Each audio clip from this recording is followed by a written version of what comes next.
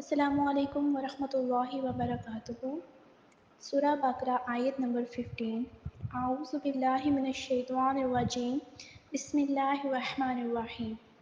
اللہ یستہزئ، اللہ مذاق کرے گا یا مذاق کرتا ہے، بہم ویمدہم، ان کے ساتھ وہ ڈیل دے رہا ہے، فی طغیانہم یعمہون، ان کی سرکشی میں وہ بھٹک رہے ہیں، اندھے بنے پھرتے ہیں۔ تو اللہ تعالیٰ بھی ان سے مذاق کرتا ہے اور انہیں ان کی سرکشی اور بہکاوے میں اور بڑھا دیتا ہے۔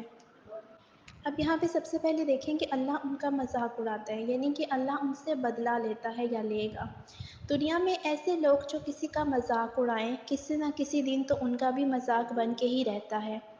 عام روزمرہ زندگی میں بھی آپ دیکھیں کہ جو لوگ دوسروں کا مذاق کرتے ہیں، دوسروں کی توہین کرتے ہیں، تو وہ کہیں نہ خود بھی پھنس جاتے ہیں۔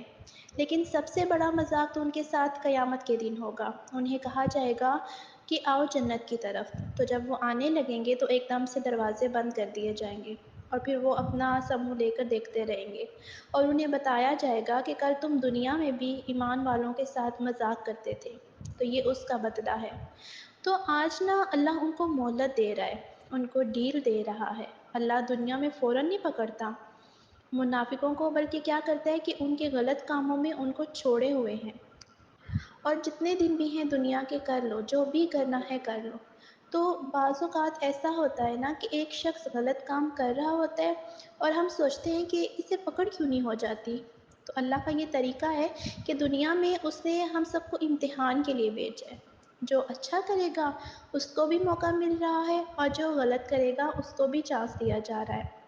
اچھا کرنے والے تو خوب اچھا کر لیں، اور جو برا کر رہا ہے وہ بھی خوب برا کر لے، تاکہ کل قیامت کے دن پھر جو کرو گے ویسا ہی انجام پاؤ گے، تو ویسے ہی تمہیں ملے گا۔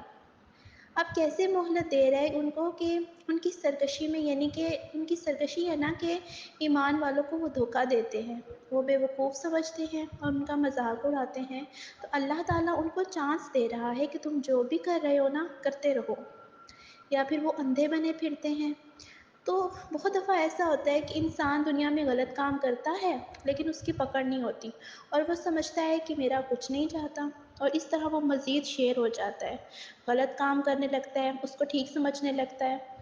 عام طور پہ ایسا ہوتا ہے کہ جب آپ کوئی غلط کام کرے تو فوراً کوئی مصیبت آ جائے تو پھر آپ توبہ استغفار کرنے لگ جاتے ہیں کہ میں نے کوئی غلطی کی ہے، تو پھر جلدی سے توبہ کر لی، اور پھر آئندہ کے لیے اس سے باز آ جاتے ہیں۔ لیکن منافقین کے ساتھ ایسا نہیں ہوتا، وہ غلط کرتے ہیں اور ان کو اور ڈھیل مل جاتی ہے، کوئی پوچھ پکڑ نہیں ہوتی، اور وہ خوش ہوتے رہتے ہیں کہ دیکھو تم جو نمازیں پڑھتے رہتے ہو، تمہاری تو روز شامت آئی رہتی ہے، اور دیکھو ہم کچھ بھی نہیں کرتے تو اللہ پھر بھی ہم سے راضی ہے۔ تو وہ اس طرح پروف کرتے رہتے ہیں کہ ہماری غلط حرکتیں درست ہیں۔ تو ایسے کچھ لوگ اپنی غلطیوں کو بھی صحیح ثابت کرتے ہیں، یعنی کہ کسی طرح اپنے دنیاوی خوشحالی کے بل ہوتے ہیں کہ ہمیں دنیا میں اللہ نے اتنا نواز رکھا ہے، اللہ ہم سے ہی راضی ہے، اور فلاں کے اوپر تو مصیبت آئی ہوئی ہے، فلاں کی تو شامت آئی ہوئی ہے، اس سے تو اللہ بالکل ناراض ہوا۔ تو اللہ سبحانہ و تعالیٰ فرماتے ہیں کہ یہ اللہ کا ایک طریقہ ہے کہ وہ لوگوں کو ڈیل دیتا ہے، اور ان منافقوں کو بھی مہلت ملی ہے، اور وہ اس میں اندھے بنے ہوئے ہیں۔ تو اس آیت میں یہ بات ہمیں پتہ چلتی ہے کہ منافقین کو ان کی غلطیوں کے باوجود دنیا میں ڈیل ملتی ہے، اور ایک یہ بات پتہ چلتی ہے کہ منافقین کے اندر سرکشی ہوتی ہے۔ اب سرکشی کیا ہے؟ انسان کی ہٹ درمی۔ وہ کیا ہے کہ اللہ رسول کی بات جاننے کے باوجود بھی نہ ماننا، اور ایسے کسی کو کوئی کہے کہ بھائی تم نماز پڑھ لو، تم کو مبارک ہو تمہاری نماز، خود ہی پڑھو، ہمیں مت کہو، تو یہ سرکشی ہوتی ہے۔ ایمان والے فوراً اپنا عمل بدل لیتے ہیں، لیکن منافقین کا طرز عمل کیا ہوتا ہے؟ ان میں فرق یہ ہوتا ہے کہ ان کو جب کوئی بات کہی جاتی ہے تو وہ اس کا الٹا مذاق اڑاتے ہیں، سرکشی کرتے ہیں۔ سرکشی کیا ہوتی ہے کہ کوئی پرواہ نہیں۔ تو یہ جو رویہ ہوتا ہے یہ مومن کا نہیں ہوتا۔ بات یہ ہے کہ ہم سب نے تو کچھ اخلاق، کچھ آداب اپنے آباء و اجداد سے سیکھ کے مسلمان گھرانوں میں پیدا ہوئے ہیں، لیکن آپ کے بچے جس ماحول میں، وہاں پہ معنی میں بہت فرق ہے۔ بعض اوقات ہم اپنے بچوں کی ایسی بدتمیزیاں دیکھ کر خوش ہو رہے ہوتے ہیں کہ ہاں جی یہ تو بہت انٹیلیجنٹ جنریشن ہے، بہت بولڈ ہے، بے باک ہے، بہت اسٹریٹ فارورڈ ہے، جو بات ہوتی ہے سامنے کہہ دیتی ہے، اور یہ بڑی سچائی والی بات ہے، بڑی اچھی بات ہے۔ تو یاد رکھیں کہ سچائی اپنی جگہ، لیکن سرکشی بھی منافقت کی علامت ہے۔ ایمان والوں کے اندر اخلاق ہوتا ہے، لہٰذا ہم سب کو اس پر خود بھی توجہ دینی چاہیے اور اپنی نسلوں کے لیے بھی فکر مند ہونا چاہیے۔ بدتمیزی اور بد اخلاقی مومن کی شان نہیں ہوتی۔